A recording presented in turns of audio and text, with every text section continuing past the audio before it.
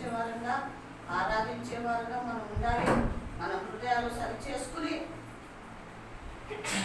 ఆత్మతో సత్యముతో ప్రభుని మనం ధ్యానించేవారంగా వాక్యం విని భద్రపరుచుకునే వారంగా ఉండాలి. మంచిదమ్మా, అందరినీ దేవుడు నడిపించారు. దాన్ని బట్టి వందనాలు స్తోత్రాలు. వచ్చిన బిడ్డలందరూ కూడా హృదయాలు సరి చేసుకోవాలని దేవుడి గారికి మనం చేస్తున్నాం. ఏదో పైపైన వీటికి వెళ్ళిపోవటం కాదు, కానీ హృదయంలో మనము కాపాడుకుంటూ నాటపడమని మనము నెవరు వేసుకుంటూ భద్రపరుచుకుని ఆ ప్రకారం నడుచుకునే వారంగా ఉండాలని దేవుడు వాక్యం జాగ్రత్తగా తెలియజేస్తుంది. కాబట్టి మనం ఆత్మతో దేవుడి మాటలు వినాలి. ఎంతో వినాలమ్మా? ఆత్మతో. ఎందుకు ఆత్మతో వినాలి? ఆత్మతో ఎందుకు వినాలి? శరీరంతో వినొచ్చు కదా. ఎంతో వినాలి? రాజు ఎంతో వినాలి? ఆత్మతో వినాలి. ఎందుకు? రఘుమందరలో ఆత్మ విన్నాడు అంటే ఆత్మతో వినాలి అంటే మనలో ఏముండాలి? ఆత్మ ఉండాలి కదా. ఆత్మతో మనం దేవుణ్ణి వినాలి, వాక్యము ఆరాధించాలి, ప్రార్థించాలి అంటే మనలోకి ఎవరు రావాలి? ఆత్మ ఉన్న పరిశుద్ధ ఆత్మ దేవుడు మనలోకి రావాలి. మనలోకి రావాలంటే మనం ఎలా ఉండాలి? పరిశుద్ధంగా ఉండాలి. ఏమండి? పరిశుద్ధంగా ఉండాలి. శుక్రవారం ఏంటి వాక్యము పనులు?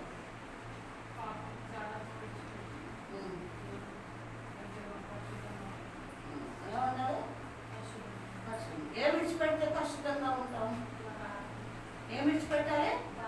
జాగ్రత్తము అంటే లోకంలో ఉన్న పాపము మనం విడిచిపెట్టేసి పరిశుద్ధంగా ఉండటమే దేవుడి చిత్తం అంటున్నాడు కదా. ఆయన పరిశుద్ధుడు కాబట్టి మనం కూడా పరిశుద్ధంగా ఉండటానికి ప్రయాసపడాలి.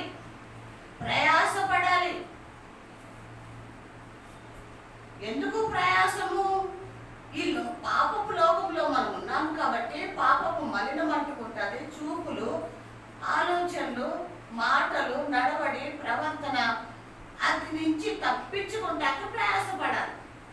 దేని నుంచి తప్పించుకుంటాకంటే లోకం నుంచి, ఆ పాపం నుంచి తప్పించుకోవాలంటే ప్రయాసపడాలి. ఏంటి ప్రయాసము? ఏం చేయాలి? పండ్లు కొట్టాలా? బండలు మొయ్యాలా? ఏమండి? మనం సంపాదించినంత దేవుడు అడిగాడా మనల్ని? మరి ఏంటి ప్రయాసం? ఏంటి? ప్రార్థనతో, ఆరాధనతో, వాక్యముతో దేవుణ్ణి ఆరాధించే విషయంలో, ప్రార్థించే విషయంలో మనము ప్రయాసపడి మనం దేవునికి సమీపంగా ఉండాలి. ఎవరికి సమీపంగా ఉండాలండి? దేవునికి సమీపంగా ఉండటానికి ప్రయాసపడాలి. భారం కలిగి ఉండాలి. అప్పుడు ఏమవుతుందంటే మనం కీడులో పడిపోకుండా తప్పించుకుంటాం కదండి. మనం ఆ మలినము, ఆ స్నేహము, ఆ పాపము మనలోకి వచ్చిందనుకోండి, కీడు నుంచి తప్పించుకుంటామా? తప్పించుకోము. కాబట్టి మనము ప్రయాసపడే ప్రభుకి సమీపంగా ఉన్నప్పుడు ఎలా ఉంటామంట? పరిశుద్ధులుగా మార్చబడతాం. ప్రతిదినం ఎలాగైతే మరి లేచిన కానించి మొఖం కడుక్కోవాలి, స్నానం చేయాలి, సిద్ధపడాలి. ఏం సిద్ధపడుతుంది? లేచిన కానించి ఈ దేహం ఒకటే సిద్ధపడుతుంది. మరి లోపల ఉన్న హృదయము చేతులు కడిగేసుకుంటాం పద్దాక, గిన్నెలు కడిగేసుకుంటాం పద్దాక, స్నానం 2 పూటలు చేసేద్దాం.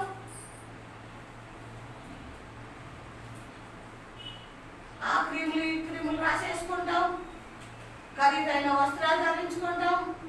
ఇవంతా కూడా ఈ లయమైపోయే ఈ దేహాన్ని గురించే ప్రయాసపడుతున్నాం. మరి హృదయమును ప్రయాసపరుచుకుంటున్నావా? శుద్ధి చేసుకుంటున్నావా? పరిశుద్ధపరుచుకుంటున్నావా? అంటే లోపల ఎవరు చూడట్లేదన్నా, అంతే కదండి మన ఆలోచన. స్నానం చేయకపోతే శరీరం కంపు కొడుతుందని స్నానం చేస్తున్నాం, నోరు కంపు కొడుతుందని లేచినంటే బ్రష్ చేసుకుంటున్నాం, బట్టలు మాసిపోయి కాబట్టి కొత్త కొత్త బట్టలు వేసుకుంటున్నాము. మరి లోపల ఉన్న సంగతి ఏంటి?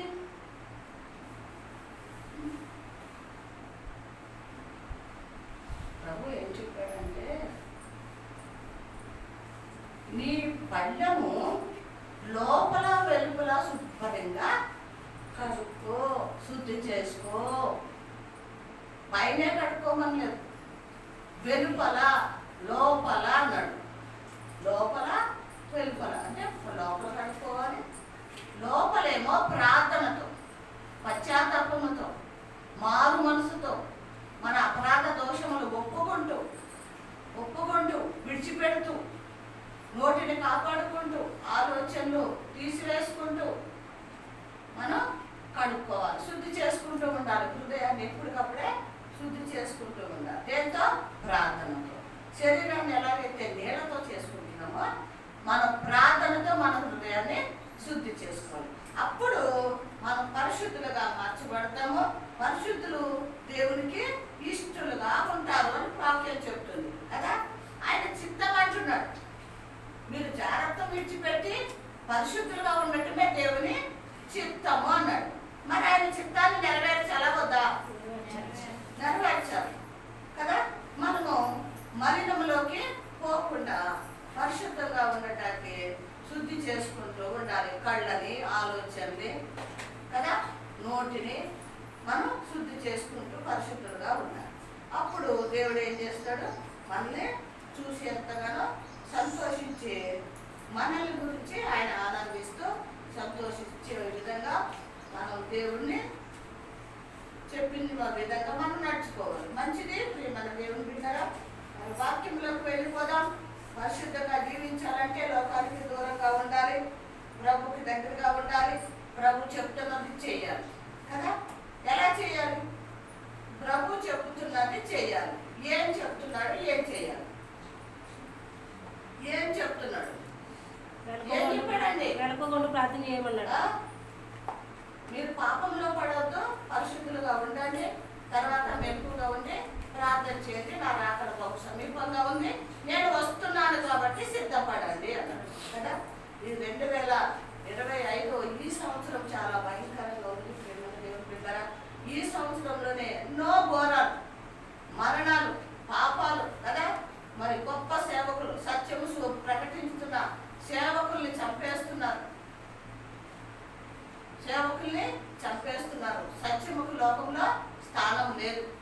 సత్యం చెప్పే వాళ్ళకి ఈ లోకంలో స్థానం ఉందా? లేదు. ప్రభువును చంపేశారు. అలాగే నీతిమంతులైన సేవకులను కూడా సత్యం సువార్త ప్రకటిస్తున్నారని వాళ్ళని కూడా మరి అమెరికాలో కూడా ఒక గొప్ప సేవకుడు, తర్వాత యవ్వనస్తుడు, చిన్న పిల్లలు ఉన్నారు, ఆయనను కూడా బుల్లెట్తో కాల్చి చంపేశారు. ప్రియమైన దేవుని బిడ్డలారా, చాలా భయంకరమైన దినాల్లో మనం ఉన్నాం కాబట్టి ఇదే నువ్వు 10 సంవత్సరాల క్రితము ఉన్నావు, నీ మనసు, నీ మాటలు, నీ ఆలోచనలు ఇప్పుడు కూడా ఉన్నాయి అంటే ఇంకా మనలో మార్పు రాలేదు అని అర్థమవుతుందండి. ఇంకా మార్పు రాకపోతే, మనం ప్రభు వైపు చూడకపోతే, ఆయన మాట వినకపోతే మనకి కూడా ఏమి తప్పదు? మరణము తప్పదు, రెండోది నరకము తప్పదు. కాబట్టి దాన్ని తప్పించుకోవాలంటే ఈ అంచె దినాల్లో మనం చాలా చాలా జాగ్రత్తగా ఉండే జ్ఞానము సంపాదించుకొని, ఎవరి జ్ఞానం సంపాదించుకోవాలి?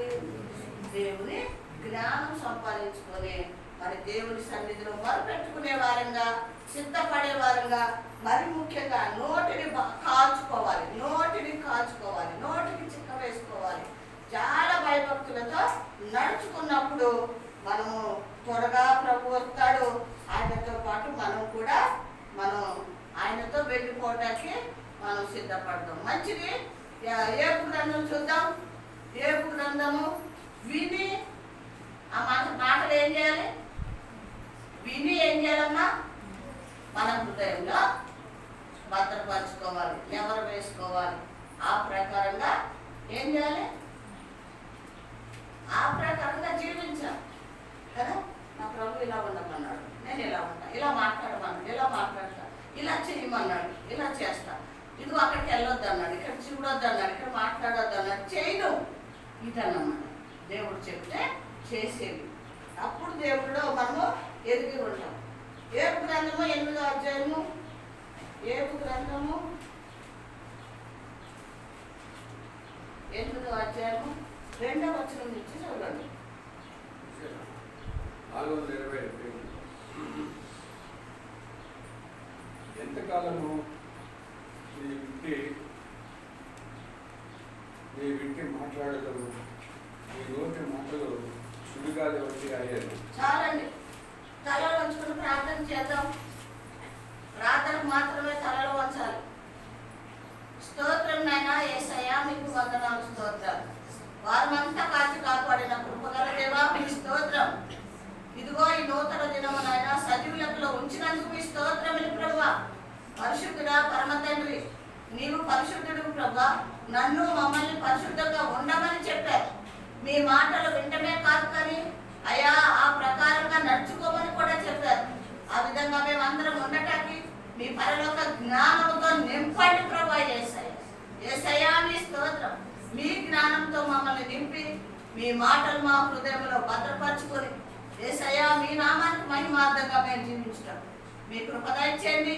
పొట్టిదాన్ని మట్టిదాన్ని ప్రభావం బలహీనురాలి నన్ను జ్ఞాపకం చేసుకొని మీ ఆత్మతో నన్ను నింపి, పరిశుద్ధాత్మ శక్తి అగ్ని అభిషేకముతో నన్ను నింపి అయ్యా మీ అమూల్యమైన మాటలతో ప్రభా నా నోట మీ మాట పెట్టి మీరే మాట్లాడి మీ నామాన్ని మహిమ తెచ్చుకోండి.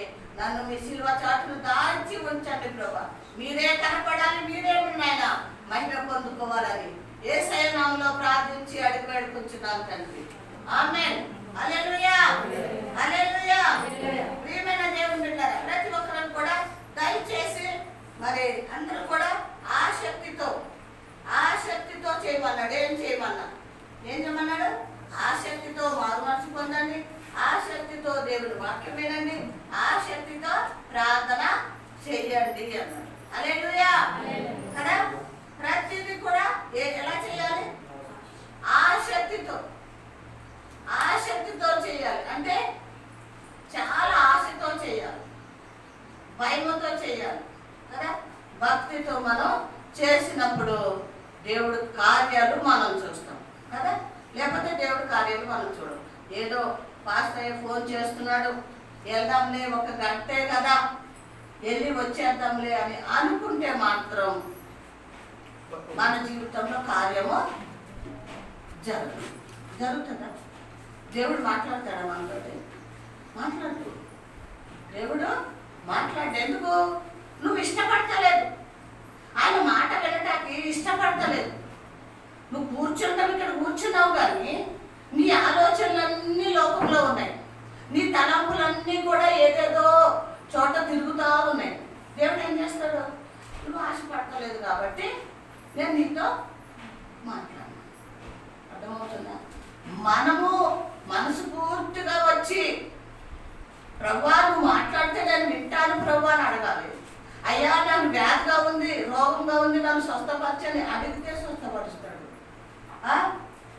నన్ను బాగు చేయి ప్రభు అని అడిగితే చేస్తాడు. అంతేకాని ఆయన మనము అడగకపోయినా మనం మౌనంగా ఉన్నా మాట్లాడే దేవుడు కానే కాదు, స్వస్థపరిచే దేవుడు కానే కాదు. నీలో ఏముందో నోరు తెరిచి అడుగు, అడిగితే చేస్తాడు. కాబట్టి ప్రియమైన దేవుని బిడ్డరా, మన హృదయాలు తెరవబడి భయభక్తులతో దేవుని వాక్యం శ్రద్ధగా విందాం. హల్లెలూయా, హల్లెలూయా. అందరూ కూడా మరి దయచేసి ఇటే పైకే చూడండి, బైబిల్ చూడదు. దయచేసి మీరు టిక్ పెట్టుకోండి, మీకు ఖాళీ స్తంభంలో ఇంట్లో చదువుకోండి. ఏమన్నాడండి మరొకసారి? ఎంతకాలం నీ వీటి మాట్లాడేదవు, ఎంతకాలము ఈటి మాట్లాడదవు, ఇలా మాట్లాడేదవు, ఎంతకాలం ఇలా మాట్లాడతావు అని ప్రభు మనల్ని అడుగుతూ ఉన్నప్పుడు మనము ఏమని ఆలోచించాలి? ఎలా తీసుకోవాలి వీటిని? ఏం మాట్లాడితే ప్రభు నన్ను అడిగాడు? ఏం మాట్లాడితే అడిగాడని? మంచి మాట్లాడితే అడిగాడా? చెడు మాట్లాడితే అడిగాడా? ఏమండి? చెడు మాట్లాడితేనే మన ప్రశ్న వేశాడు ప్రభు. బాధపడుతూ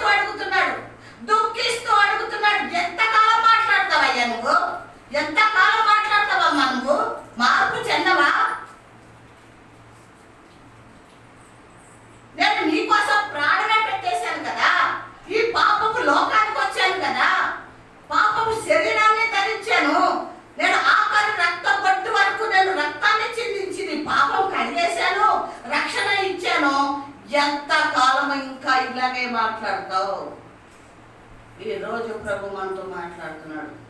నిజంగా భయము భక్తి ఉంటే, అయ్యో నేను ఇప్పుడైనా మార్పు చెందుతా, ఇప్పుడైనా నా ప్రభు తట్టు తిరుగుతా, ఇప్పుడైనా నా ప్రభు మాట వింటా, నా మాట తీరు మార్చుకుంటా, నా బ్రతుకు మార్చుకుంటా, నా జీవితాన్ని మార్చుకుంటానని మనమందరము కూడా ఒక మంచి తీర్మానం చేసుకొని ప్రభు దగ్గర మనం అడిగినప్పుడు దేవుడు ఏం చేస్తాడండి? మనల్ని బట్టి ఆయన ఎంతగానో సంతోషిస్తాడు. ఏమంటున్నాడండి? ఈ నోటి మాటలు సుడిగాలి వంటి అయ్యాను. ఏమంటే ఎంతకాలం ఈ మాటలు మాట్లాడతావు? నీ నోటి మాటలు ఎలా ఉన్నాయి? సుడిగాలి వలె ఉన్నాయి. నీ మాటలు ఎలా ఉన్నాయంటే సుడిగాలి లాగా ఉన్నాయి. చూడండి, సుడిగాలిలో వెళ్ళిపోయేవేంటి? చెత్త, కాయలు, ఆకులు. పొలము ఎంతమంది సాగు చేయటము, లేకపోతే దున్నటము, తీయటము ఎంతమంది చూశారు? ఎంతమంది తెలుసు? పంట పండాక వడ్లు ఏం చేస్తారు? కుక్కలు పడతారు కదా. పడ్డప్పుడు ఏమి ఎక్కడ ఉంటాయి, ఏమి వెళ్ళిపోతారు? అయ్యా, గట్టి ఇత్తనాలు అక్కడ కింద పడతాయి. పొట్టు ఏమైపోతుంది? ఎగిరిపోతుంది పొట్టు. ఏమంటారు మీరు?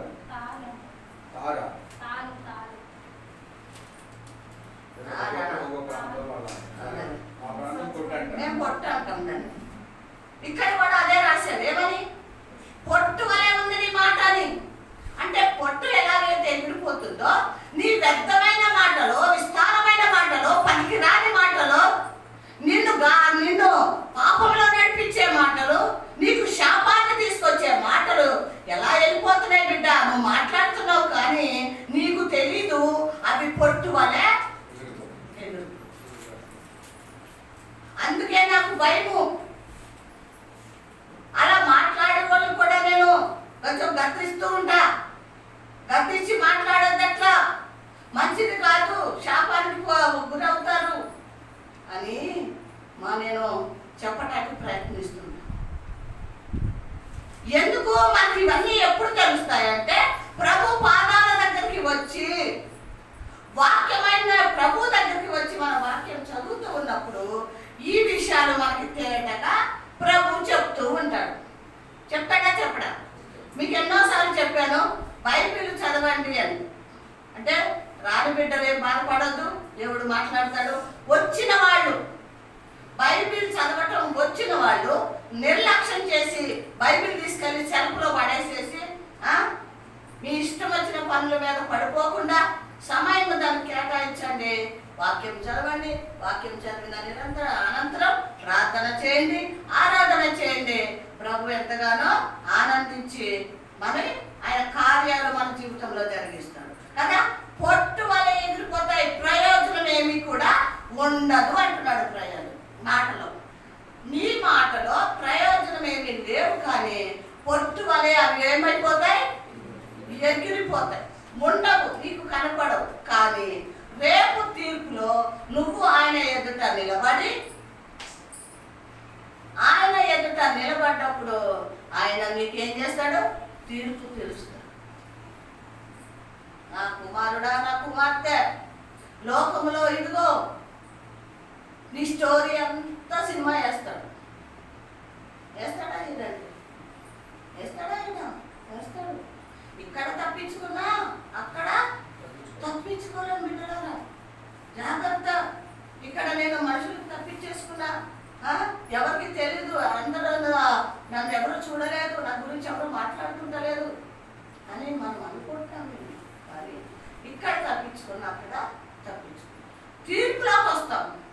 మనం మాటలు బట్టి, క్రియలు బట్టి, నడవడిని బట్టి, శరీర వీచలు, కోరికలు, పాపాలు బట్టి అక్కడ మాత్రం తప్పించుకునే ప్రసక్తే లేదే లేదు. కాబట్టి ప్రియమైన దేవుని బిడ్డరా, ప్రభు మనకి ఏమైతే చెప్తున్నారో అది మనం ఏం చేయాలో తెలుసా? భయముతో. ఏం చేయాలండి? ఆ మాటలు భయముతో. ఇప్పుడు ఒక మాట చెప్పాడు ప్రభు, నీ మాట ఎలా ఉంది? నీ మాట పొట్టు వల్ల ఎగిరిపోతుంది అన్నాడు. భయం ఉందా లేదా మీకు? నాకైతే భయం ఉంది. ఎందుకు? రేపు తీర్పులో నేను నిలబడాలి. ప్రభువా మాట్లాడాను ప్రభా, మాట్లాడాను ప్రభా, నోటికి చిక్క వేసుకుంటాను ప్రభా. ఎప్పుడైతే ఇలాగ మన తప్పితాలను బట్టి మనం పశ్చాత్తపడతామో, భయముతో అప్పటికప్పుడే ఒప్పేసుకుని దేవా నన్ను క్షమించు, నేను చెయ్యను, నేను మాట్లాడు అని అనుకుంటావో, వెంటనే ప్రభు ఏం చేస్తాడో తెలుసా? కనికరపడతాడు మన మీద. హల్లెలూయా. కనికరపడతాడు. మనుషులన్నీ ఆలోచిస్తారు, నువ్వు చేసుకుంటా పోతే నిన్ను క్షమించాలా, నిన్ను కాపాడాలా, నిన్ను రానివ్వాలా ఇంట్లోకి అని మనుషులుగా మనం అంటాం. కానీ మన తండ్రి అలా అనే తండ్రి కాదు. మన నోటమట ఏ మాట వస్తుందో చూస్తాడు. కానీ ఎందుకు? కనికరించడానికి, ప్రేమించడానికి, తప్పించడానికి ఆయన సిద్ధ మనసు కలిగి చూస్తూ ఉన్నాడు. కాబట్టి ప్రియమైన దేవుని బిడ్డలారా, జాగ్రత్తగా విందాము. వాటిని బట్టి కీడు మాటలు అనుకోండి, దేవుడికి ఇష్టం లేని మాటలు అనుకోండి, వెంటనే ఏం చేయాలి? ఒప్పుకొని విడిచిపెట్టాలి. నేను అడుగుతున్నప్పుడు గట్టిగా మాట్లాడండి ప్లీజ్. మీరు ఎందుకు గుసగుసలాడతారు? దేవుని సన్నిధిలో గట్టిగా ఆరాధించే విషయంలో, ప్రార్థించే విషయంలో ప్రభు ఏం చెప్పాడో తెలుసా? నీ కంఠధ్వని పరమునకు చేరాలి అన్నాడు. అంటే నువ్వు ప్రార్థన చేస్తుంటే అక్కడికి రావాలి, నా సింహాసనం నా పాదాలకు. ఆరాధిస్తుంటే నేను వినాలి అక్కడ. కాబట్టి నువ్వేం చెయ్యి? స్వరమిప్పు. లోకంలో మాట్లాడుకో, నోటికి చిక్క వేసుకో, మౌనంగా ఉండు. నువ్వెంత మౌనంగా ఉంటే అంత మంచిది. కానీ సంఘంలో మాత్రం నోరు విప్పాలి. ఇంకేం మాట్లాడతారు? దేవుడు న్యాయ విధిని రద్దుపరచున, దేవుడు న్యాయ విధిని రద్దుపరచున, సర్వశక్తుడకు దేవుడు న్యాయమును రద్దుపరచున. నీ కుమారులు ఆయన దృష్టి ఎదుట పాపం చేసేదేమో, అవుననే వారు చేసిన తిరుగుబాటును బట్టి ఆయన వారిని అప్పగించునేమో. నీవు జాగ్రత్తగా దేవుని వెతికిన ఎడల, సర్వశక్తుడు దేవుని బతిమాలుకుని ఎడల, నీవు పవిత్రుడివై యథార్థవంతుడై ఉన్న ఎడల, నిశ్చయముగా ఆయన నీ యందు శ్రద్ధ నిలిపి నీ నీతికి తగినట్లుగా నీ నివాస స్థలమును వర్ధిల్లం చేయను. సరే ప్రియమైన దేవుని బిడ్డలారా, ఇక్కడ యోబు గారు రాస్తూ చెప్తూ ఉన్నాడు. ఇవన్నీ ఎవరి క్రియలు అంటున్నాడు? ఎవరి గురించి రాశాడు ఇవన్నీ? ఆయన కుమారుల గురించి. ఆయన కుమారుల గురించి న్యాయం చేస్తాడా ప్రభు? ఎవరిని బట్టి? బిడ్డలు బట్టి. ఎవరి క్రియలంట? ఎవరి క్రియలు? వాళ్ళ క్రియలను బట్టి దేవుడు న్యాయము తీర్చునా ఏమంటున్నాడు? న్యాయము తీర్చునా అంటున్నాడు కదండి. ఇంకేమంటున్నాడు? అప్పుడు నీ నీతి ఎదుట కొద్దిగా ఉండినను. ఏమన్నదండి? అప్పుడు ఎప్పుడైతే మొదట కొద్దిగా ఉండినను, నీ అపరాధ దోషములు బట్టి, ఇదిగో నేను నా కుమారులు దూరంగా ఉన్నారు, యవనస్తులుగా ఉన్నారు, వాళ్ళ క్రియలను బట్టి న్యాయం చేసినా నా ప్రభు, తీర్పు తీర్చినా నా ప్రభు. ఇలాగా ప్రార్థన చేస్తూ ఉండగా, ప్రార్థన చేస్తూ ఉన్నాడు బిడ్డల గురించి యోబు గారు. అర్థమవుతుందండి? అప్పుడు నీ నీతి ఏంటి? కొద్దిగా ఉన్నా పర్వాలేదు.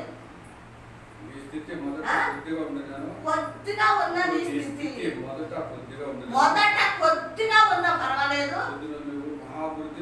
ఏమంటే మొదట కొద్దిగా ఉన్నా పర్వాలేదు, కానీ మరి ఉండగా ఉండగా ఉండగా దాన్ని మహాభివృద్ధి పొందుతావు. హల్లెలూయా. ఇప్పుడు మన నీతి కొంచెమే ఉంది, మన పరిశుద్ధత కొంచెమే ఉంది, ప్రార్థన కొంచెమే ఉంది, ఆరాధన కొంచెమే ఉంది, ఆయన మహిమపరచం కొంచెమే ఉంది. అయినా పర్వాలేదు. ఎందుకు అంటే నువ్వు ఆయన వైపే చూస్తున్నావు కాబట్టి ఉండగా ఉండగా ఉండగా ఏమవుతుందట? మహాభివృద్ధి పొందుతావు, అభివృద్ధి పొందుతావు అని ప్రభు చెప్తున్నాడు. ఎందుకు? ఇప్పుడెప్పుడే ఎదుగుతున్నావు కాబట్టి కొంచెం ఉన్నా ప్రభు ఏమంటున్నాడు? పర్వాలేదు బిడ్డ, నీకు ప్రార్థన రాదు, 10 నిమిషాలే చేస్తున్నావు, పర్వాలేదు. ఆరాధన రాదు, 5 నిమిషాలే చేస్తున్నావు. వాక్యం ఎక్కువ చదవటం రాదు, కొంచెం కొంచెంగా చదువుతున్నావా, పర్వాలేదు. ఇక ఉండగా ఉండగా నిన్ను ఎలా తీసుకొస్తాను నేను? మామూలుగా కదంటండి, మహాభివృద్ధి మీరు పొందేదవును అని మరి ఆయన భక్తుడు ఇక్కడ మనకి తెలియజేస్తున్నాడు. దేవుడు మాట్లాడుతున్నాడు. ప్రియమైన దేవుని బిడ్డలారా, ఇక్కడ ఏమన్నాడు? ఇక్కడ ఈ మాట చాలా నాకు నచ్చింది. నేను నిన్న చదువుతుంటే ఇక్కడ ఏమన్నాడంటే, ఎక్కడండి 3 నుంచి ఒక్కసారి మళ్ళీ చదవండి. 8:3 దేవుడు న్యాయ విధిని రద్దుపరచునా? ఏమంటే న్యాయ విధిని ఆయన రద్దుపరచునా? ఎవరైనా దేవుడు రద్దుపరుస్తాడా? రద్దు చేసేస్తాడా? చేయడు.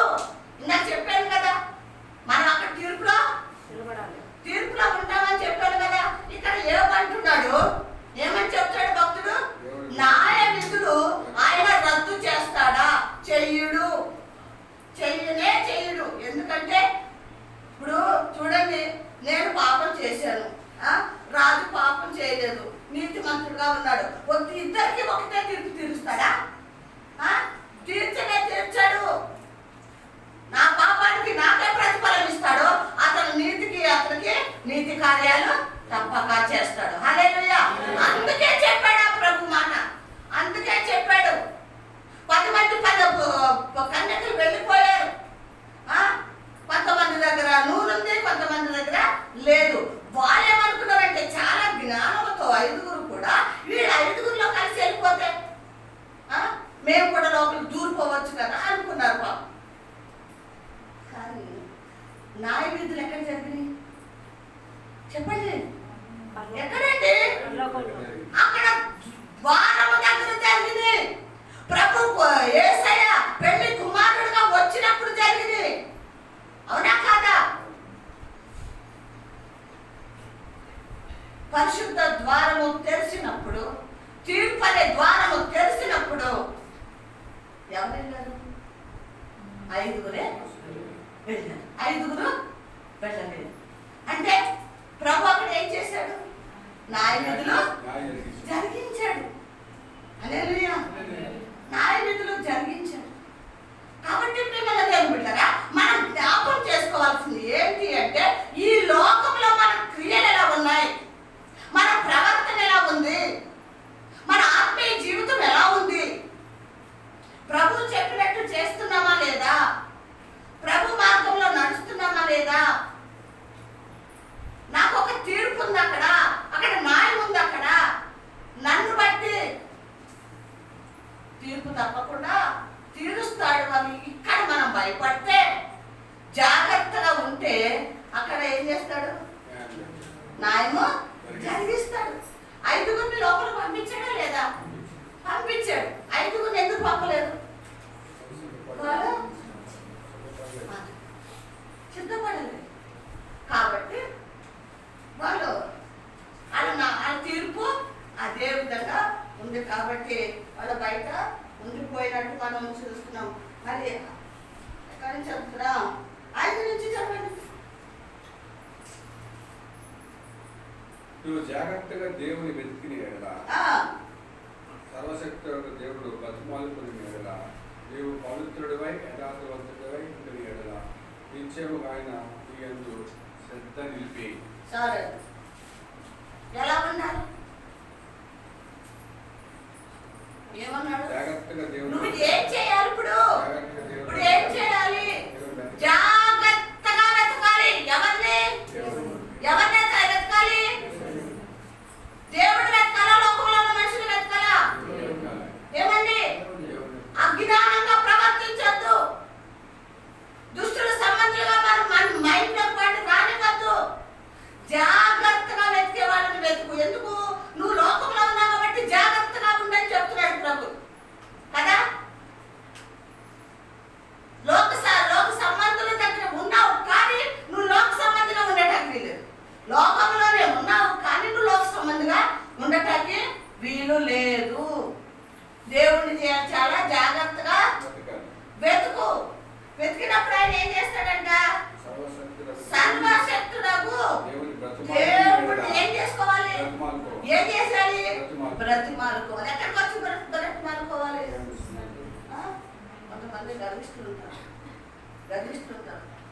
భార్య చెప్పింది అనుకో, వెళ్ళి కొంచెం బ్రతిమాలుకో, ప్రభు దగ్గరికి వెళ్ళి ఆ గదిలోకి వెళ్ళి కొంచెం బ్రతిమాలుకో, దేవుడు క్షమిస్తాడు, కనికరిస్తాడు.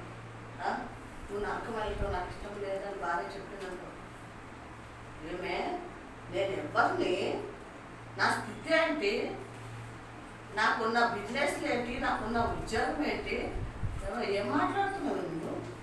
బ్రతిమాలుకోవాలా? ఎవరిని బ్రతిమాలుకోవాలి? నాకు అవసరమే. ధనవంతుడు ఏమైపోయాడు చెప్పండి? ఏమైపోయాడు ధనవంతుడు? ఎందుకు వెళ్ళిపోయాడు? గర్వించాడు కాబట్టి. కాదండి, వాడు గర్వించాడు కాబట్టి వాడు నరకానికి వెళ్ళినట్టు మనకు తేటగా వాక్యం తెలుస్తుంది. అందుకు ప్రభు అంటున్నాడు కదా, బ్రతిమాలుకోండి, బ్రతిమాలుకోండి. ప్రియమైన సహోదరులారా, మీకు ప్రేమతో మనవి చేస్తున్నాను, భర్తలకి చెప్పండి, నయాన్నో భయాన్నో వాళ్ళని సంఘానికి తీసుకొచ్చే వారిగా ఉండండి. మీ ముందే వాళ్ళ నరక పాత్రలు అయిపోయి అగ్నిలో కాలిపోతే మీకు బాధ లేదా? ఏమ్మా, వాళ్ళు తాగుబోతులుగా ఉంటే మీకు బాధ లేదా? తిరుగుబోతులుగా ఉంటే మీకు బాధ లేదా? ఆదాముకి అవ్వమ్మని ఎందుకు ఉంచాడో తెలుసా? భర్త ఎక్కడన్నా తొలగిపోయి పడిపోయినా భార్య ఊతనిచ్చి జ్ఞానముతో భర్త కోసం ప్రార్థన చేస్తుందని, లేపుతుందని, సరిచేస్తుందని భార్యను పెట్టాడు. కాబట్టి మనమందరము కూడా దేవుడు మనకు చెప్పిన పనిని జాగ్రత్తగా చేసేవాడు. బ్రతిమాలుకోవాలి. ఎవరిని బ్రతిమాలుకోవాలండి? దేవుడిని బ్రతిమాలుకో. మనుషుల దగ్గరికి వెళ్ళక్కర్లేదు, వాళ్ళని బ్రతిమాలవలసిన పనే లేదు మనకి. మనకి మన తండ్రులు ఉండగా మనుషుల దగ్గరికి వెళ్ళవలసిన పనే ఉందండి మనకి కదా. ఎవరిని బ్రతిమాలుకోవాలి? ప్రభు దగ్గరికి వచ్చి మనము ప్రభుని బ్రతిమాలుకోవాలి. ఇంకేమన్నాడండి? చదవండి.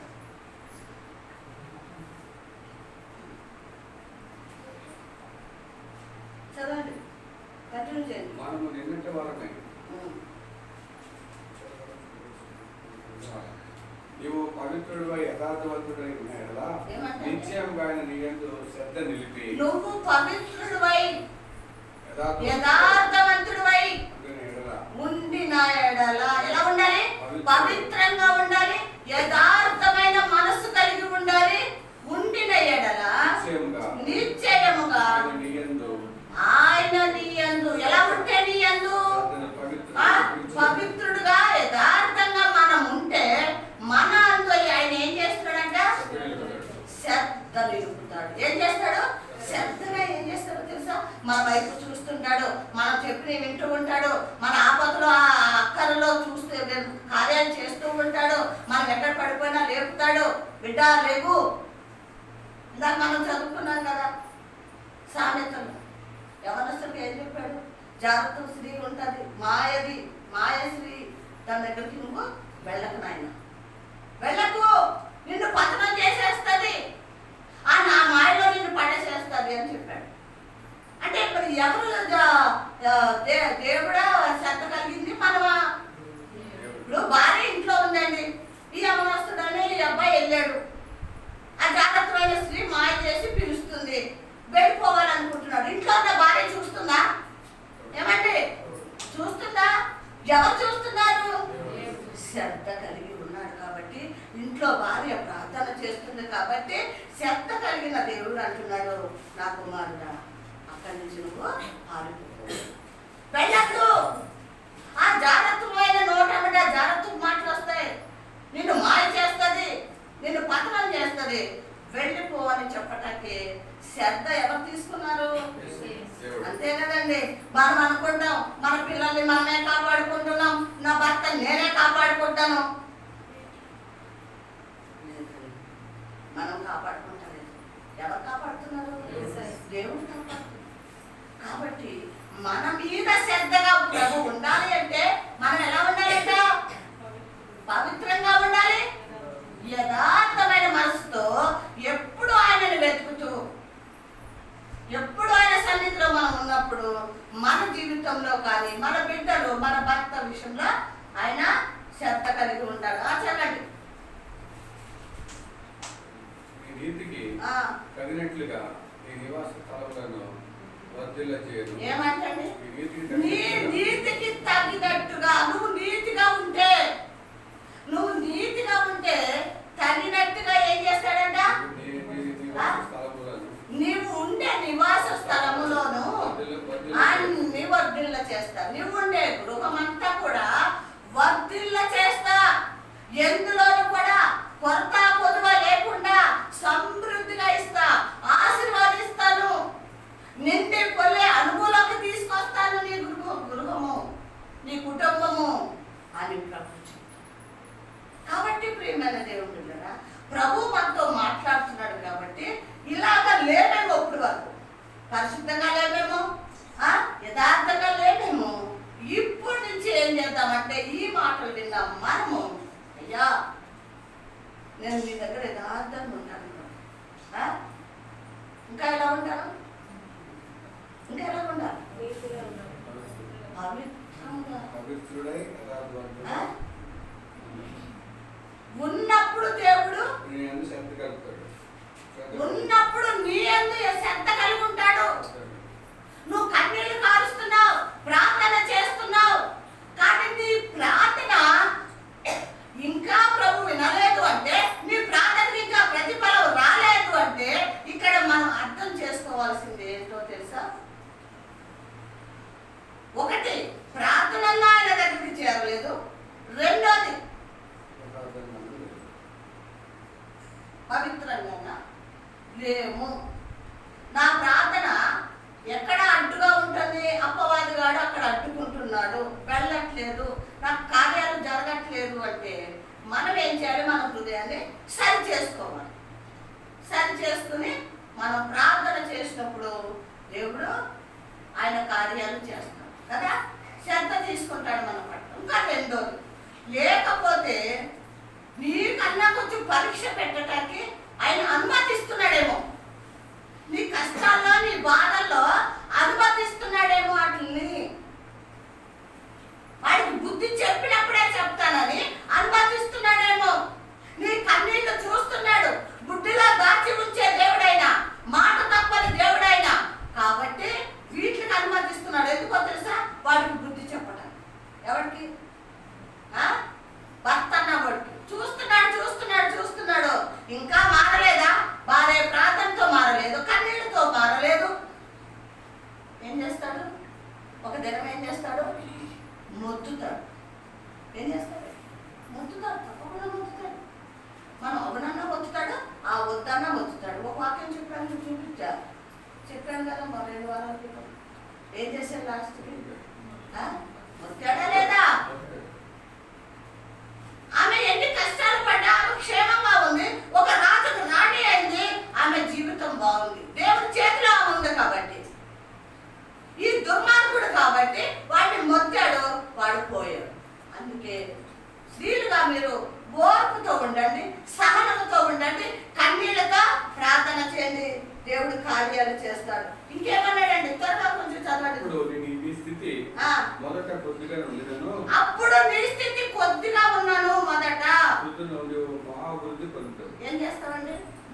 ముందుగా ఏముండవు ఇంట్లో, ఆకలి పట్టావు, బియ్యం లేవు, కూరగాయలు లేవు, చాలా బాధపడుతున్నావు, పిల్లలు ఏడుస్తున్నారు, కట్టుకుంటానికి వస్త్రాలు కూడా లేవు, ఇంటికి రెంట్ కట్టేవాడు రోజు వచ్చి రెంట్ అడుగుతున్నాడు, చాలా ఇబ్బంది పడుతున్నావు. కొంచెమే ఉంది. కానీ దేవుడు ఎందుకు పెట్టాడో తెలుసా? ఎందుకు అనుమతించాడో తెలుసా? నిన్ను పరీక్షిస్తున్నాడు. నీకు విశ్వాసం ఉందా లేదా? ఓర్పుతో చూస్తావా లేదా? ప్రభు వెంట ప్రభు సన్నిధిలో బ్రతిమాలుకుంటావా లేదా అని చూస్తానన్నా. ఏమన్నాడు? మొదట కొద్దిగానే ఉంది నీకు, నువ్వు అదే విశ్వాసంతో దేవుని వైపు చూస్తే ఏం పొందుతావు? మహాబుద్ధి పొందుకుంటావని వాక్యం. మనం ఎవరికంట? మనం నిన్నటి వారమే. ఏమంటే మనం నిన్నటి వారమే, మనకేమి కూడా తెలియదు. నిజమే ప్రేమన్న దేవుని బిడ్డరా, ప్రభు మాట్లాడకపోతే, ప్రభు ఇవన్నీ మనకు తెలియజేయకపోతే మనకేమి కూడా తెలియదు. అందుకే తెలుసుకుంటాక ఎక్కడికి రావాలి? ప్రతి వారం కూడా ప్రభు దగ్గరికి వచ్చేయాలి. ప్రతి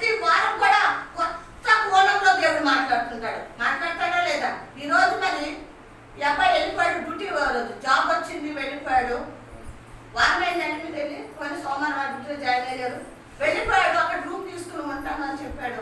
కానీ నిన్న సెకండ్ సాటర్డే ఇవాళ సండే ఆరాధనకి నేను వెళ్ళాను. ఆశపడ్డాడు, ఆయనను వెతకాలనుకున్నాడు. ఎవరిని వెతకాలనుకున్నాడు? వాళ్ళ అత్తనిని వాళ్ళ పిన్నిని కాదు, వాళ్ళని చూడటానికి రాలేదు. ఎందుకు వచ్చాడు? ప్రభుని వెతకడానికి ఇక్కడికి వచ్చాడు. హల్లెలూయా, హల్లెలూయా. ఆశ కలిగి మనం అందరం ఉండాలి. నేను రాజును పొగడట్లేదు. అతని హృదయంలో ఆత్మ ఎంత భారముతో, ఎంత పరిశుద్ధంగా ఆ అబ్బాయిని ఇక్కడ వరకు నడిపించింది. ఇంట్లో ఉంటే కొడతాడు అబ్బాయిని ఎవరన్నాను? ఇవాళ హాలిడే కదా, పడుకోవచ్చు కదా. ఎందుకు ఎంత దూరం పరిగెత్తుకొచ్చాడు? ప్రభు నడిపించాడు అబ్బాయి. కాబట్టి ప్రియమైన దేవుని బిడ్డలారా, మనమందరం కూడా అలాగే ఉండాలి. మరి అదే ఏపు గ్రంథం 11వ అధ్యాయం, ఏపు 11:13 చెప్పండి. నీవు నీ మనసును చిన్నగా నిలిపిన ఎడల, నీ చేతులు ఆయన వైపు చాపిన ఎడల, ఏమంటండి? నీవు నీ మనసును తిన్నగా నిలిచిన ఎడల, నీ మనసును నిలిపిన ఎడల, నీ మనసును ఒకసారి చూడాలి పైకి అందరూ. నీవు నీ మనసును తిన్నగా నిలిపిన ఎడల, నీ మనసును ఏం చేయాలి? తిన్నగా తిన్నగా నిలపాలి. ఏం చేయాలండి? తిన్నగా. మనసు మనకు చాలా తిన్నగా ఉండదండి. అర్థమైందా మీకు? ఒరే తిన్నగా నడవరా, తిన్నగా నడు. తల్లి చెప్తుంటుంది, కొడుకుని కూతుంది. ఎందుకు? వాడి మనసు తిన్నగా ఉండదు, వాడి ఆలోచన సరిగ్గా ఉండదు. ఒక చోటు కూడలు పెట్టి ఒక చోటుకి వెళ్తాడు, ఒక పని చేయాలంటే ఇంకో పని చేస్తాడు. కాబట్టి తల్లి ఏమని అరుస్తుంది? తిన్నగా పెట్టుకొని మనసుని. ఇక్కడ ప్రభు మనకి కూడా చెప్తున్నాడు, మన మనసు ఎటువంటిదంట? చాలా ఘోరమైన పాపంతో నిండుకున్నాడు. కాబట్టి ఇక్కడ చెప్తున్నాడు, నీ మనసును తిన్నగా నిలిపిన ఎడల, నిలుపు నిలుపు, నీ మనసు తిన్నగా నిలుపు. ఏమన్నా అది రాజు తీసుకోండి, తీసుకో. వాడి దగ్గర బాలను తీసుకో. వాడు తెచ్చుకున్నాడు వచ్చేటప్పుడు. పెట్ట అక్కడ పెట్టు. నువ్వు ఇట్టే చూడు, నేను నిన్నే చూస్తావు. చెప్తాను. అదే వీడికే చెప్తున్నాడు దేవుడు, ఒరే తిన్నగా ఉండరా, లేకపోతే పాస్టమ్మ కొడుతుంది అది. ఎరా మనసుని ఏం చేయమంటున్నాడు? తిన్నగా నిలుపుకో. ఈ రోజున ఇక్కడ కూర్చున్న మనందరితో కూడా చెప్తున్నాడు ఆ మాట. మన మనసులో తిన్నగా లేవు, ఉన్నాయండి? లేవు. మీరు ఒప్పుకున్నా ఒప్పుకోయినా ఒప్పుకోకపోయినా మనసు మన తిన్నగా లేదు. ఎటేటో పోతుంది, ఎటేటో ఆలోచిస్తుంది, ఏదేదో ఆలోచిస్తుంది, ఏదో తలుస్తుంది. పనికి వెళ్ళిన ఒకటి గురించి ఆలోచిస్తుంది. ఓ నాయనో వీడు వచ్చేసాడేమో, చికెన్ తెచ్చాడేమో, నేను తొందరగా వెళ్ళి పట్టకపోతే వాడు మళ్ళీ కొట్లాట పెడతాడు. ఒకళ్ళ ఆలోచన, రకరకాల ఆలోచనలతోటి తిన్నంగా మన మనసులో ఉండవు అని ప్రభువుకు ముందే తెలుసు కదా. తెలుసా తెలీదా? నాకు తెలియదు, కానీ మీకు తెలుసా లేదా? మీకు తెలుసు, దేవుడికి కూడా తెలుసు. మీరేం ఆలోచిస్తున్నారో, మీ మనసు తిన్నగా ఉందో లేదో మీకు తెలుసు, ఆ ప్రభుకి తెలుసు. అందుకే మనకి ఇక్కడ చెప్తున్నాడు, తిన్నంగా పెట్టుకో బిడ్డ, నా మీద భారమయ్యి నేను చూసుకుంటానని. ఏం చేయాలో తెలుసా? మీకు ఉన్నాయి, అన్ని సమస్యలు ఉన్నాయి, నేను కాదంటలేదు. మొగుడు అన్నవాడు చక్కగా లేరు కాబట్టి వాళ్ళకి ఒక్కొక్క ఆలోచన, ఒక్కొక్క తలంపులు వస్తుంటాయి. శోధనలు, టెన్షన్లు, బాధ ఇవన్నీ కలిగి ఉండి మీ మనసులు తిన్నంగా లేవేమో. ఏమని ప్రార్థన చేసుకోవాలి? ప్రభా నేను నీ దగ్గరికి వచ్చాను, నేను ఎక్కడికి వెళ్ళలేదు, నీ దగ్గరికి వచ్చాను, నీ మాటలు వింటున్నా, నిన్ను వెతకడానికి ఇక్కడ ఉన్నాను. కాబట్టి నాకు ఇంటికి వెళ్ళే వరకు ఎటువంటి శోధన నా భర్త ద్వారా రాకూడదు, నా బిడ్డ ద్వారా ఏది రాకూడదు ప్రభా, నన్ను తప్పించి రక్షించు ప్రభు అని ప్రభు మీద వేసేసాయి. ఆ భారం వేసేసి ప్రశాంతంగా వెళ్ళిపో, ఆయుకుంటాం. ఎందుకంటే నేను చేశాను అలాగా, నేను చేశాను బిడ్డలారా. అందుకే నాకు తెలుసు. అర్థమవుతుందా? నీ చింతలు నువ్వే భరించకు. ప్రభు ఉన్నాడు మన చింతలని భరించేవాడు. అవునా కాదండి? ప్రభు ఉన్నాడు చింతలు భరించేవాడు. అందుకే మన హృదయాన్ని ఏం చేయమంటున్నాడు? తిన్నగా పెట్టుకో. చదవండి. నీవు నీ మనసు తిన్నగా నిలిచిన ఎడల, నిలిపిన ఎడల, నీ చేతులు ఆయన వైపు చాపిన ఎడల, పాపం నీ చేతిలో నుండుట చూచి, పాపము నీ చేతిలో నుండుట చూచి నీవు దాన్ని విడిచిన ఎడల, నీ గుడారంలో నుండి దుర్మార్గతను నీవు కొట్టివేసి చాలండి. ప్రియమైన దేవుని బిడ్డలారా, ఎప్పుడైతే దేవుడి మీద ఆధారపడి దేవుడికి అన్ని అప్పచెప్పేసిన ఎడల తర్వాత రెండోది ఏం చెప్పాడంటే నీ చేతులు ఏం చేయాలి? చాపాలి. మూడోది ఏమన్నాడు? పాపం ఎవరి చేతిలో ఉంది? నీ చేతిలో ఉంది. అది కూడా ఏం చెయ్యి? దాన్ని విడిచిన ఎడల నీ గుడారంలో నుండి దుర్మార్గతను కూడా ఏం చెయ్యి? నీ గుడారంలో ఉన్న పాపాన్ని కొట్టివేసిన ఎడల నిశ్చయముగా ఎలా ఉండి నువ్వు ఇవన్నీ విడిచిపెట్టేస్తే ఏమైపోతావు? నిర్దోషిపోతావు. దోషం కాదు, చేతిలో పాపం విడిచిపెట్టేశావు. నీ ఏంటిది నీ ఇంటిలో పాపం నేను విడిచిపెట్టేసి బయట విడిచిపెట్టేశావు, అన్ని విడిచిపెట్టేశావు. కాబట్టి ప్రభు అంటున్నాడు కదా, ఇప్పుడు నువ్వేమవుతావంట? నిర్దోషి అవుతావు. పాపాలన్నీ ఒప్పుకొని విడిచిపెట్టేశావు అని ప్రభువే చెప్తున్నాడు. కాబట్టి అలా విడిచిపెట్టే వారంగా మనం ఉంటే నిర్దోషిగా దేవుడు తీర్పు తీరుస్తాడు. నిర్దోషులు మీరు నా బిడ్డలారా, మీలో ఏ దోషమో లేదు అని ప్రభు దానికి సాక్ష్యం ఇచ్చేవాడుగా ఉన్నాడు. మనం నిర్దోషులుగా ఉండాలంటే ఏం చేయాలి? చేతిలో పాపం, ఇంట్లో పాపం, మన హృదయంలో ఉన్న పాపం, నోట్లో ఉన్న పాపం అన్నీ ఏం చేయాలి? విడిచిపెట్టేస్తే మిమ్మల్ని నేను ఏం చేస్తాను? దోషిగా ఎంచను. ఏమండి? దోషిగా ఎంచను, నిర్దోషిగా మిమ్మల్ని సిద్ధపరుస్తాను. చదవండి. నిర్భయముగా నువ్వు స్థిరపడతావు. హల్లెలూయా. అంటే దేవుడి మీద భారం వేసిన నువ్వు ఆనందంతో సంతోషముగా ఎలా ఉంటావు? స్థిరపడతావు. ఎక్కడ స్థిరపడతావో తెలుసా? లోకంలో కాదు, ప్రభువులో స్థిరపడతావు. ఎక్కడ స్థిరపడతావండి? ప్రభువులో స్థిరపడతావు. ఎందుకు? లోకంలో ఉన్న మలినము పాపం అంతా విడిచిపెట్టేశాం కాబట్టి దేవునిలో స్థిరపడతారు అని ప్రభు చెప్పాడు. ఇక మూడోది చూడండి, అదే ఏపు గ్రంథం 22వ అధ్యాయం 22వ వచనం. 22 ఆయన నోటి ఉపదేశమును అవలంబించు. ఏమంట? ఆయన నోటి ఉపదేశమును అవలంబించు. నేను నిన్ను స్థిరపరిచాను. పాపాలు విడిచిపెట్టేశావు, లోకమును విడిచిపెట్టేశావు. నిన్ను నేను స్థిరపరిచాను కాబట్టి ఇప్పుడు నువ్వేం చెయ్యి? ఆయన చెప్పే ఉపదేశమును ఏం చెయ్యి? అవలంబించు. అంటే అవలంబించు అంటే అని ఉపదేశమును నీలోకి చేర్చుకో. నీవు విను, అది శ్రద్ధగా విను. అది నాకే, ఈ ఉపదేశము నాకే అని నువ్వు అనుకో. ఎవరు మాట్లాడుతున్నారు ఇప్పుడు?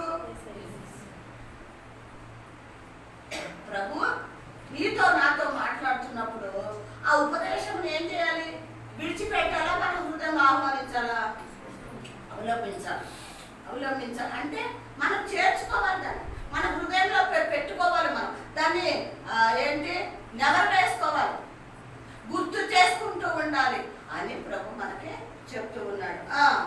ఆయన మాటలను మీ హృదయంలో ఉంచుకోండి. ఏమంటే ఆయన మాటలు ఏం చేయాలి? నీ హృదయంలో ఉంచుకొను. సర్వశక్తుని వైపు ఏమంటండి? ఆ మాటలు నీ హృదయంలో పెట్టుకొని సర్వశక్తుడైన దేవుని వైపు. ఎప్పుడు ఆయన మాటలు నువ్వు వింటేనే తిరుగుతావు, లేకపోతే తిరగలేవు. నువ్వు లోకం వైపే తిరుగుతావు. లోకపు ఆలోచనలు నీకు వస్తుంటాయి. లోక మార్గంలోనే నడవాలనుకుంటావు, కానీ దేవుని వైపు తిరగాలనుకో. అంటే చర్చికి వెళ్ళాలని, దేవుని ఆరాధించాలి, ప్రార్థించాలన్న మనసు రాదు. ఎప్పుడైతే ఆయన మాటలు మనం విని హృదయంలో పెట్టుకుంటామో మనలో ఒక భయం, వణుకు, మారు మనసు కలిగి, అమ్మో రేపు ఆదివారం ఆరాధనకు వెళ్ళిపోవాలి, అయ్యో శుక్రవారం నేను ఆరాధనకు వెళ్ళిపోవాలి అని పరుగున వస్తాం. అర్థమవుతుందండి? ఎప్పుడు ఆయన మాటలు మన హృదయంలో ఉన్నప్పుడు ఏం చేయాలి మరి? చదవండి.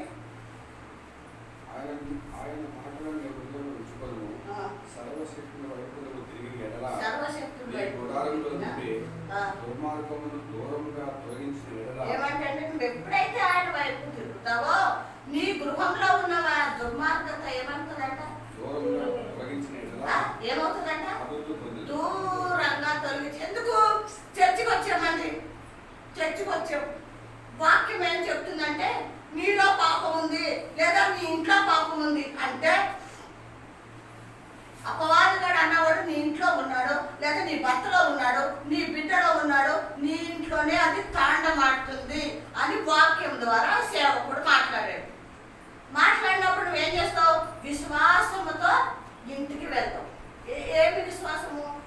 ప్రభు నాతో మాట్లాడాడు, అందుకే మా ఇంట్లో నెమ్మది లేదు, నా భర్తలో మార్పు లేదు, నా బిడ్డలు నా మాట వినట్లేదు, అయితే ఇంట్లో దుష్టుడు శిష్ట వేసి కూర్చున్నాడు, వాడిని ఎలాగైనా నేను తరిమి కొట్టాలని నువ్వు విశ్వాసంతో ఇంటికి వెళ్ళిపోయి ప్రార్థనతో, మరి భర్తను తిట్టినా వాడి ప్రయోజనం లేదండి, బిడ్డలు తిట్టినా ప్రయోజనం లేదు, వాడిని బయటికి వెళ్ళగొట్టాలి అంటే ఒకటే ఆయుధము ప్రార్థన.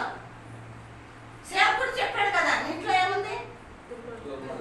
ఉందా లేదా? దుర్మార్గత అంటే ఏంటి? పాపమే ఉంది. కాబట్టి నువ్వేం చేస్తావు? దేవుడు చెప్పిన మాట మీద విశ్వాసం ఉంచి ఇంటికి వెళ్ళి ఏం చేయాలి? దాన్ని ఏం చేయమన్నాడు? ఉంచమన్నాడా? తరిమి కొట్టమన్నాడు. తరిమి కొట్టాలంటే ఎట్లా కొట్టాలి? ప్రార్థనతో, వాక్యముతో. మనము ఎప్పుడైతే దేవుని వైపు చూస్తామో ఆ పాపం బయటికి, ఆ దుర్మార్గత బయటకు వెళ్ళిపోతాం. చెప్పండి అమ్మా, విశ్వాసం లేదా మీకు? వెళ్తుందా? వెళ్ళిపోతుంది. కాకపోతే నువ్వు చేయవలసిన పని వాక్యం విన్న నువ్వు విశ్వాసముతో ఇంటికి వెళ్ళి ఏం చేయాలి? దాన్ని ఏం చేయాలంటండి? దుర్మార్గతని దూరంగా తొలగించిన ఎడల అబ్బా, నువ్వు తొలగించేదానిగా ఉండు, తొలగించేవాడిగా ఉండు. నువ్వు దేవుని మాట మీద విశ్వాసం ఉంచు, కానీ మనుషుల మీద కాదు నీ విశ్వాసము ఆధారపడటం. నువ్వేమో ఏం పొందుతావు? అభివృద్ధి పొందుతావని వాక్యం చెప్తుంది. కాబట్టి ప్రియమైన దేవుని బిడ్డమైన మనము ఏం చేయాలి? ప్రతి విషయంలో దేవుని మాట వినేవారంగా, ఆధారపడేవారంగా, కదా, చెప్పినవి మనం చేసేవారంగా మనం ఎప్పుడైతే ఉంటామో దేవుడు మన జీవితంలో అభివృద్ధి పొందుతాడు, అభివృద్ధి తెస్తాడు కదా. మరి మొదట కొంచెమే ఉన్నది, తర్వాత ఎలా ఉంచుతాడంట? మహా అభివృద్ధిలో మనల్ని ఉంచుతాడు. మన చేతిలోనే ఉంది. అభివృద్ధి పొందుకుందామా లేకపోతే విడిచిపెట్టేద్దామా? దేవుడి మాట వినకుండా అపవాదగాడి వైపే చూద్దామా?